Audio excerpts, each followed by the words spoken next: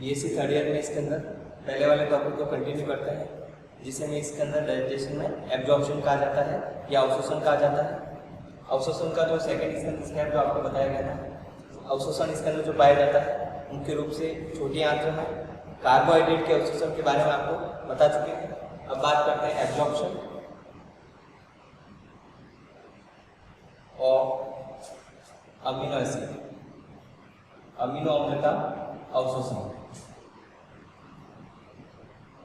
Amino अम्ल का अवशोषण किस प्रकार होता है?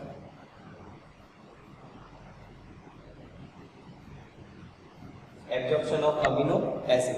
तो अमीनो अम्ल का अवशोषण इसके अंदर करने के लिए, जो कि इसके अंदर मुख्य रूप से कार्बोहाइड्रेट की तरह ही होता है, लेकिन कुछ जो होते हैं इसके अंदर कह सकते हैं अमीनो एसिड, और इसमें अलग अलग कैटेगरी के जो अमीनो एसिड हैं, अलग अलग नेचर के, कुछ इसके अंदर एसिटिक होते हैं, कुछ बेसिक होते हैं, कुछ इसके अंदर इसमें जैसे ट्रिप्टोफैन है, फिनाइल एलानिन जो इसके अंदर अमीनो एसिड पाया जाता है वह मुख्य रूप से जैसे इसके अंदर उसमें बेंजीन भी पाई जाती है, या कुछ जो होते हैं इसके अंदर जिसमें कार्बन के इसके अंदर कह सकते हैं मिथाइल ग्रुप पाया जाता है, केवल मिथाइल ग्रुप भी होता है, किसी में बेंजीन नहीं पाई जाती है। इसके कारण अलग अलग नेचर के अमीनो एसिड जो होते हैं उसमें अलग अलग प्रकार के इसके अंदर कैरियर प्रोटीन पाए जाते हैं, और उनका इसके अंदर जो अब्जॉर्प्शन होता है किसी का इसके अंदर कह सकते हैं सोडियम पर डिपेंड रहता है और किसी का सोडियम पर डिपेंड नहीं रहता है। और अमीनो एसिड जो कि इसके अंदर मुख्य रूप से प्रोटीन की डाइजेशन या प्रोटीन के पाचन से बनने वाले प्रोडक्ट या उत्पाद होते हैं। नेक्स्ट है इसके अंदर एब्जॉर्प्शन ऑफ लिपिड, या कह सकते हैं इसके अंदर वसा की अवशोषण किस प्रकार से होता है। थर्ड जो बायोमॉलिक्यूल या जैव अणु है, लिपिड का अवशोषण किस प्रकार से होता है? तो जैसे कि इसके अंदर इसमें वसा का जब डाइजेशन होता है, पाचन होता है, तो वसा के पाचन से कौन कौन से उत्पाद बनते हैं, प्रोडक्ट बनते हैं। एक तो होता है मोनोग्लिसराइड, एक होता है फैटी एसिड, इसके अलावा इसके अंदर इसमें कोलेस्ट्रॉल,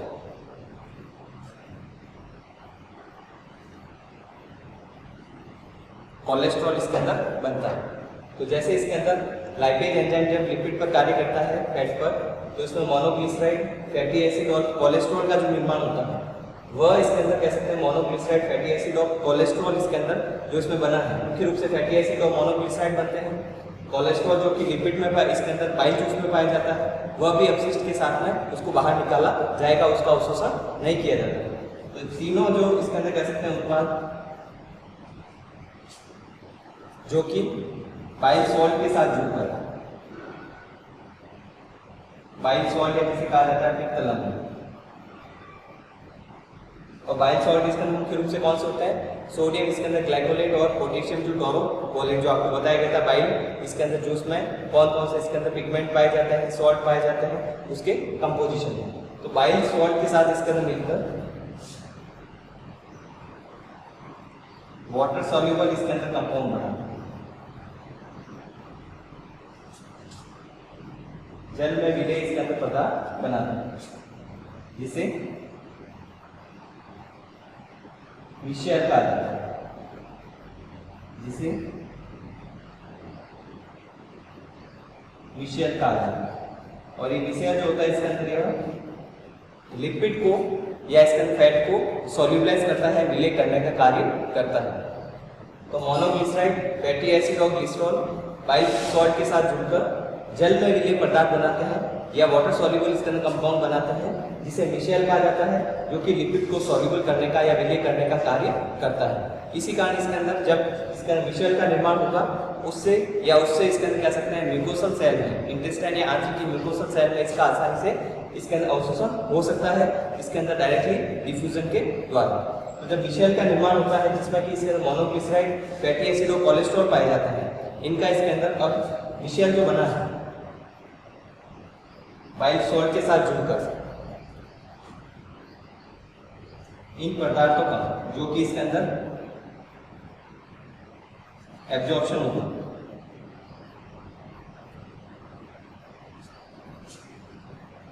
सामान्य मिश्रण के द्वारा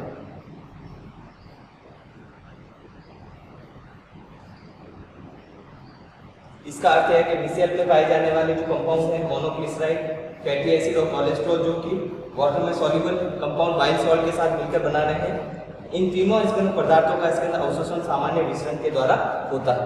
तो यहाँ से इसके अंदर सामान्य विसरण के द्वारा ये किसमें एंटर करते हैं,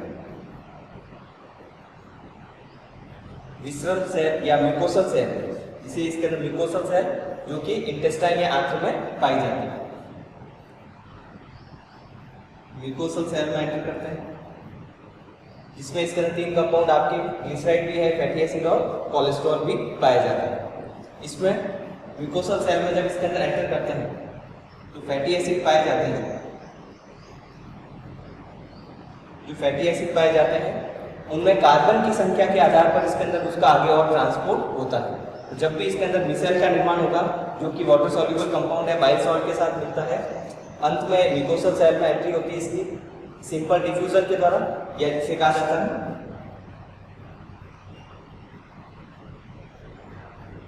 सामान्य विसरण। उच्च सांद्रता से निम्न सांद्रता की ओर ये गमन करते हैं, म्यूकोसल सेल में एंटर करेंगे। और इसमें फैटी एसिड की संख्या कितनी है, फैटी एसिड में इसके अंदर कार्बन की संख्या,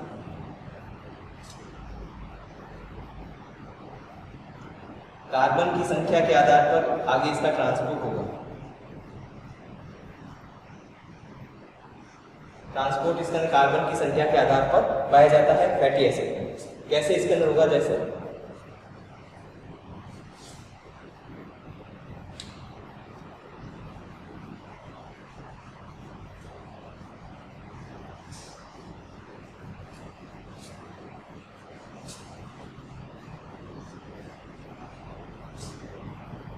दो प्रकार से समझ सकते हैं। जैसे इसमें कार्बन की संख्या अलग अलग होगी, फैटी एसिड में कार्बन की संख्या, अम्ल है इसमें किसी इसके अंदर कह सकते हैं फैटी एसिड में C15 कार्बन की संख्या 15 भी हो सकती है, 19 भी हो सकती है, 18 भी हो सकती है, अलग अलग कार्बन की संख्या पाई जाती है। तो कार्बन की संख्या यदि 10 से 12 है उसे सीधे इसके अंदर पोर्टल ब्लड में भेजा जाता है।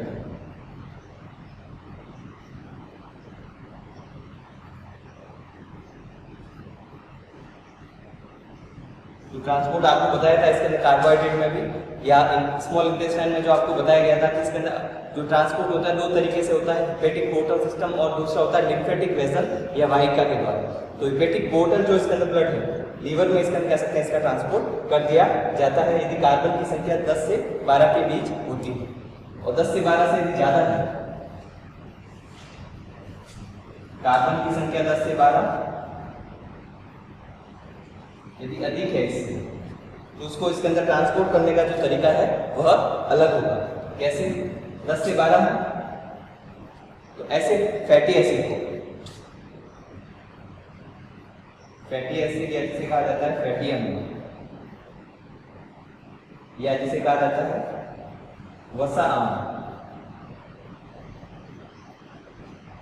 इसे वापस एस्टर में बदला जाता है, या जिसे कहा जा सकता है इससे वापस ट्राई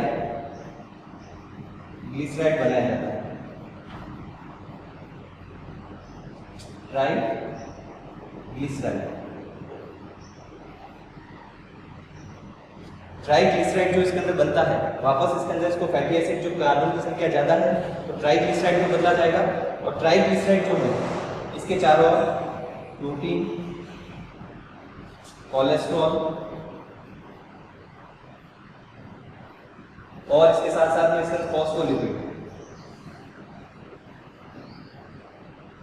तीन इसके अंदर पदार्थ जो है, एक तो प्रोटीन, एक कोलेस्ट्रॉल और तीसरा फॉस्फोलिपिड के द्वारा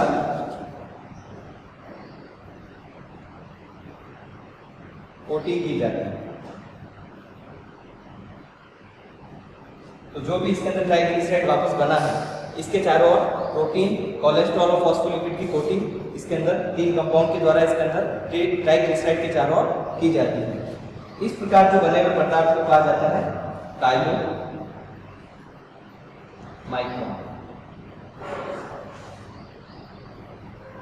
काइलोमाइक्रोन, काइलोमाइक्रोन का निर्माण होगा। तो जो भी इसका ट्राइग्लिसराइड बना है वह इसके अंदर कह सकते हैं काइलोमाइक्रोन में बदलता है 3 कंपाउंड, या इसके अंदर कह सकते हैं 3 अलग अलग पदार्थों की कोटिंग के द्वारा। 3 अलग अलग पदार्थों की कोटिंग के द्वारा बने हुए पदार्थ को कहा जाता है काइलोमाइक्रोन। फिर काइलोमाइक्रोन का ट्रांसपोर्ट कैसे होगा? काइलोमाइक्रोन को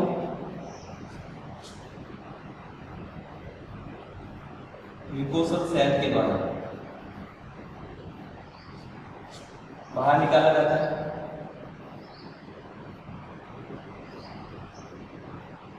काइलोमाइक्रोन को म्यूकोसल सेल के द्वारा इसके जिसको प्रोसेस को कहा जाता है एक्सोसाइटोसिस, बाहर निकालना।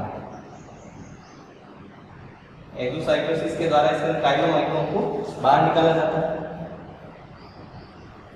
यहां से इसके अंदर यह लिम्फ वेसल में जाता है।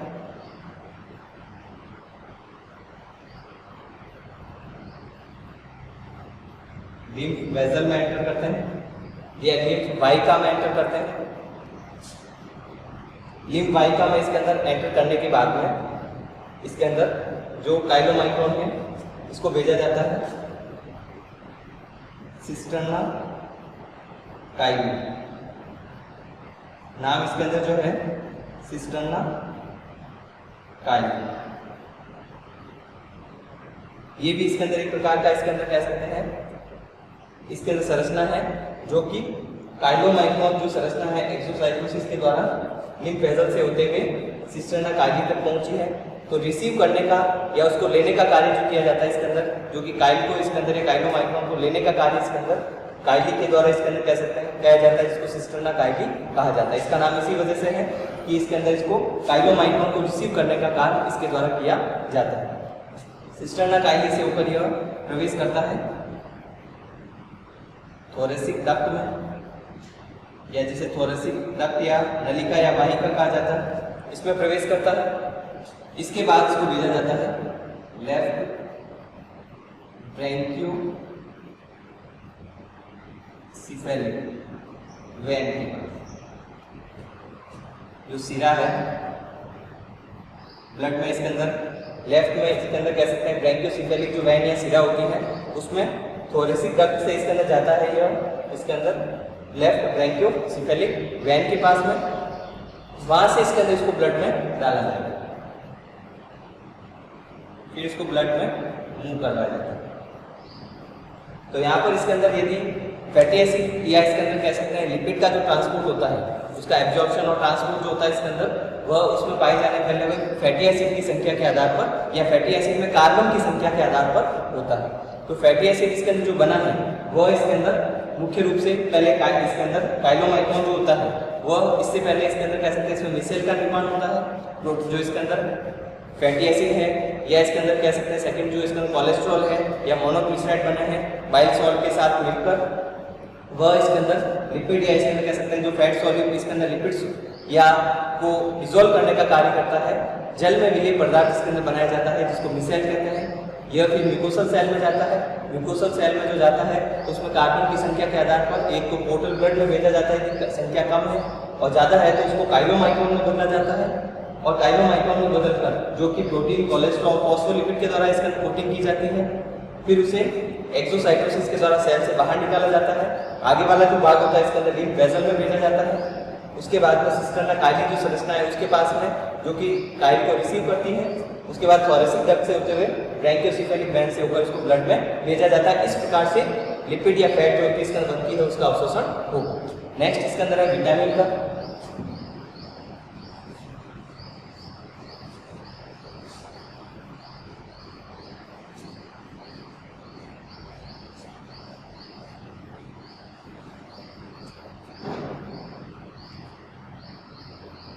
फोर्थ होगा इसके अंदर विटामिन का अवशोषण।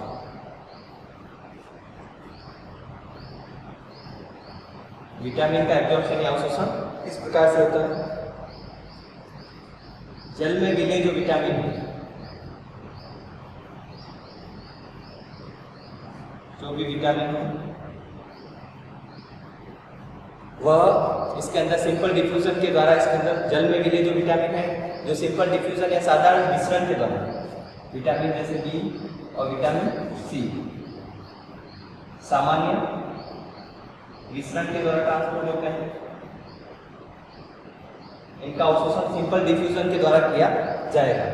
इसमें भी विटामिन जो B12 है, इसको साइनोकोबालैमिड कहा जाता है, गैस्ट्रिक ग्लैंड में पाए जाने वाले इंट्रिंसिक फैक्टर या कारक के द्वारा इसके अंदर इसका ट्रांसपोर्ट होगा। इसको इसके अंदर कह सकते हैं एब्जॉर्ब करने का कार्य। गैस्ट्रिक ग्लैंड में पाए जाने वाले इसके अंदर गैस्ट्रिक जूस जो है उसमें पाए जाने वाले इंट्रिंसिक फैक्टर के द्वारा इसको इसके अंदर लिया जाता है और पर्टिकुलर स्थान पर पहुंचाकर इसके अंदर इंट्रिंसिक फैक्टर वहां से रिलीज हो जाता है।